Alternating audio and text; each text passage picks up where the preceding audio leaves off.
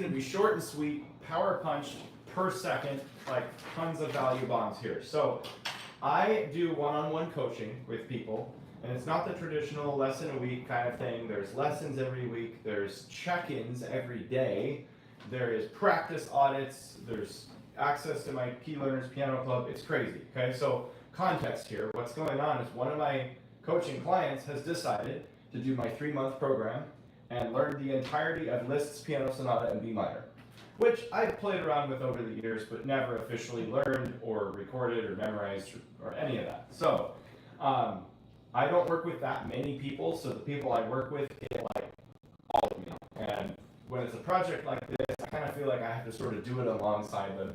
I can teach pieces I don't know, but it's just motivating to be like, somebody is working their butt off, learning one of the hardest things ever. Like, I want to be a part of this. So I thought it'd be kind of cool. I do this every day for my clients, like 10 to 15 minute video check-in on top of their weekly lessons. But I thought it'd be cool today if I did a live stream to kind of get behind the scenes of what this actually looks like. And I'm multi-purposing this, so when I'm done, I told the guy, I'm going to send this to you. I'm going to do it live on YouTube today, and you can watch live, or you can just get it afterwards. Either way is fine. So let's jump in. We literally like started Liszt Sonata 2 days ago. So I told him, first step, no matter what, is the fingering. You absolutely have to have really clear structure, an idea of what the fingering is, and the next step is rhythm. If you don't have those two pieces in place, you have no foundation, and you shouldn't even begin to learn any of the rest. So we're doing about 2 pages a day, and this video is going to be breaking down the fingerings of the first 3 pages. So here we go. Couple thoughts here. So you might, if you want to voice the first octave, my teacher recommended doing octave in the left hand and single note in the right hand to get easier voicing, instead of like this. You can do it either way. Frankly, it doesn't matter. But I've kind of done both and played around with both. I don't know what I'm going to settle on. Either way, whatever hand is the single note, use 3. You're going to get more control than just like pinky or thumb. Now,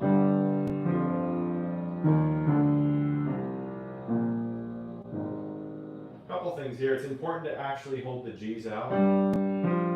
So a few tricks you can do is the 4th finger under the 3rd finger. And then at the very end, you run out of fingers, but at that point your low G is almost expired. So you can bring the thumb up. That's one option. Or you can slide the 3rd finger,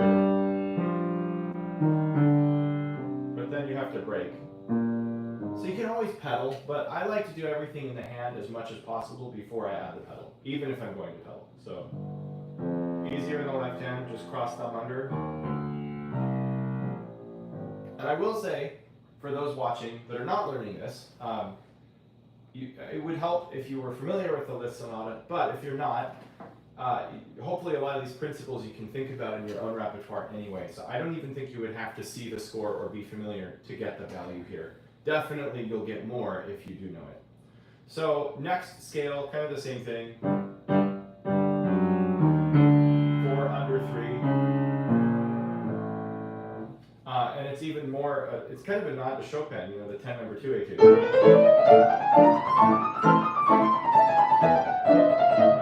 Probably shouldn't have tried that much.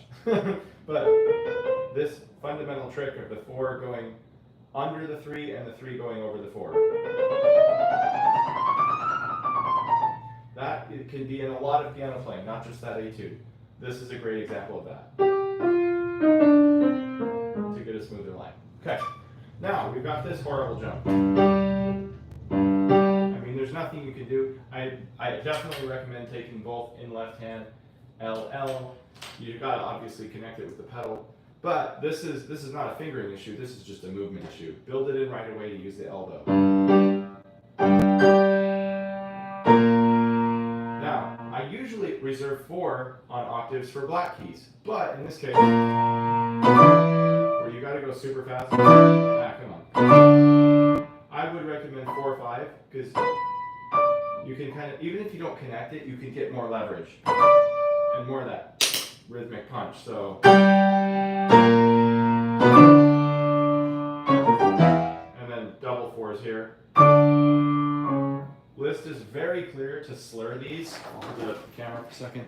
I don't know how well you can see that. But when you slur, you can do it in the pedal. But again, I like to do things as honestly as possible with the fingers. So I even go 4/5 in the left hand. And then, right? Now here though, it's thick and heavy, almost like brass. So I would recommend all 5. Typically I would do 4, if it were like fast. Then yeah, you'd probably want 4 alternating. But because it's not fast and it's meaty, I want a consistent sound, so I'm going to do all 5 here. Same thing, slur off with 4, even with white key, because you have the time. Okay, now, here's where it gets interesting. Repeated notes, most people are going to play the same finger. I like to change fingers because it helps me to melodically voice it, or shape it more, I should say. So I go 1, 4, 3, 2, 1, 3, 5, 1, 2, 1. And by changing it,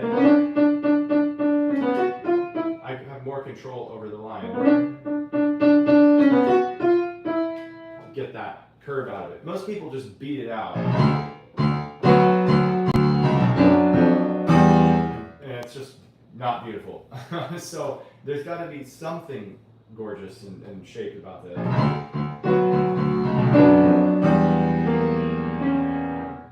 Same thing the second time.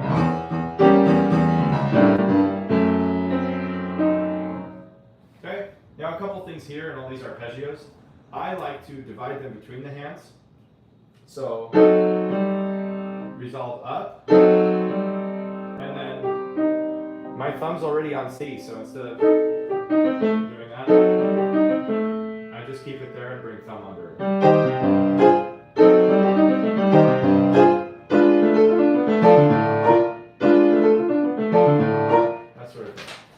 That easier than trying to do crossovers and get weird with it. It works all 6 times.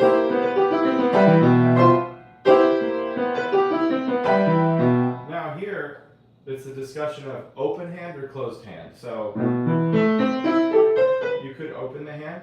I like to, if it's going to cross more than an octave territory, I like to keep the fingering groups within an octave. So instead of 5, 3, 2, 1, I go 5, 2, 1. Then 5, 3, 1. So 5, 2, 1, 5, 3, 1. Because I just feel like it's too spread out to be comfortable and accurate. Theoretically it's possible, but I don't find that as good. Okay, now we've got 1, 2, 4, 5, seemingly 3 times in a row.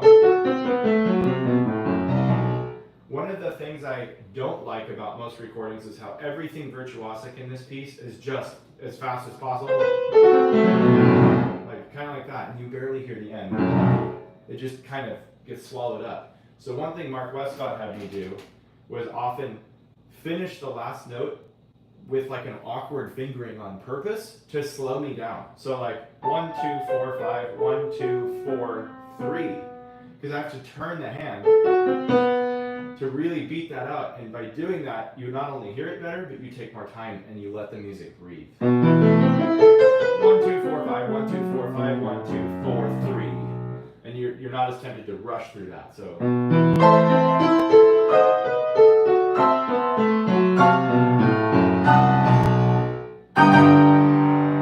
of course it's way faster than that, but I haven't practiced this at all.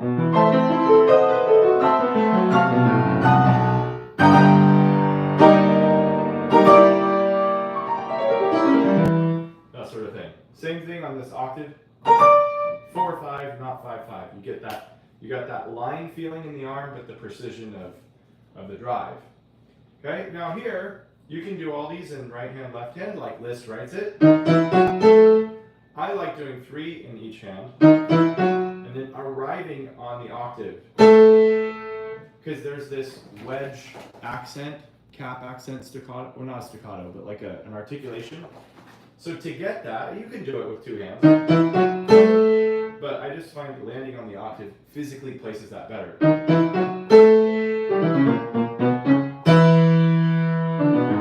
And instead of coming down here, you simply get left already here, so just continue the right hand arpeggio in the left hand. Cross over. And only for the last note use the left hand. So you get something like this.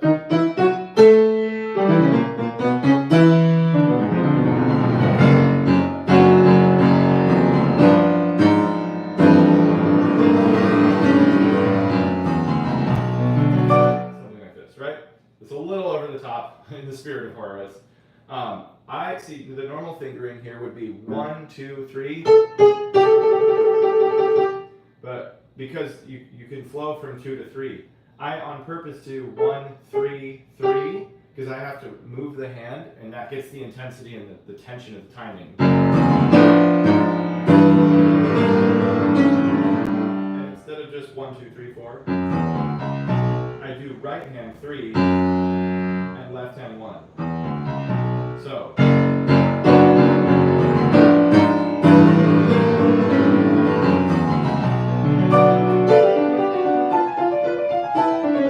Anyway, I'd have to work on that. So, little sample of what I do for my students on a day-to-day basis. I thought you'd like to see sort of the behind the scenes. Hopefully you learned something today. I know that wasn't long.